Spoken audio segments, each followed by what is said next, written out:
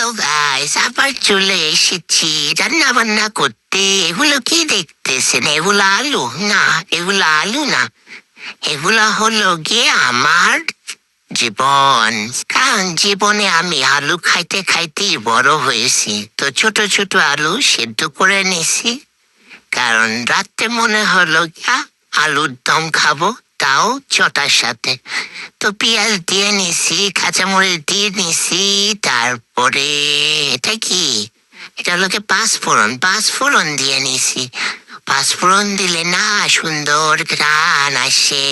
তারপর কি আদা দিছি, রসুন দিছি, অল্প অল্প করে দিছি, জিরার গুঁড়া দিছি, ধনিয়ার গুঁড়া দিছি, হলুদ দিছি, মরিচ দিছি।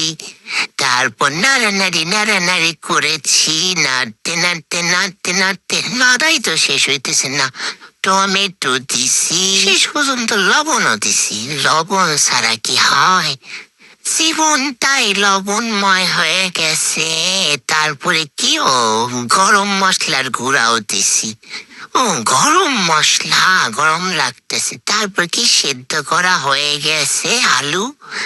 এইটা কি দিছি বলেন তো?